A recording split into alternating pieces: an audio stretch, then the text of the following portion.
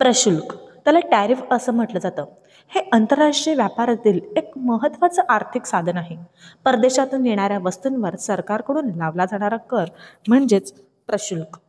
या कराचा मुख्य उद्देश परदेशी वस्तूंची किंमत वाढवून देशातील स्थानिक उद्योगांना स्पर्धेतून संरक्षण देणे हा आहे.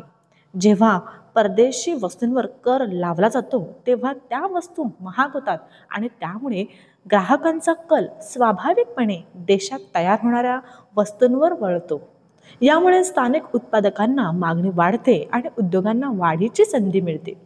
प्रशुल्काचे प्रकारही विविध आहेत. आयात प्रशुल्क आहे, निर्यात प्रशुल्क आणि अवपुंजन विरोधी प्रशुल्क. आयात प्रशुल्क परदेशी माल महाग करून देशांतर्गत उद्योगांचे संरक्षण करते, तर निर्यात प्रशुल्क काही वस्तूंची देशात उपलब्धता टिकवून ठेवण्यासाठी लागू केले जाते. अवपुंजन विरोधी प्रशुल्क मात्र सर्वाधिक महत्त्वाचे मानले जाते, कारण कमी किमतीत अव्यवहार्यरित्या विकल्या जाणाऱ्या परदेशी वस्तूंमुळे स्थानिक उद्योगांवर विपरीत परिणाम होऊ नये म्हणून ते लागू केले जाते. प्रशुल्काचे परिणाम अर्थव्यवस्थेवर व्यापक स्तरावर दिसतात.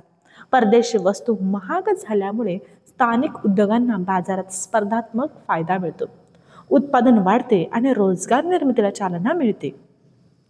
सरकारलाही प्रशुल्कातून मोठ्या प्रमाणावर महसूल मिळतो, जो विकास कामांसाठी वापरला जातो.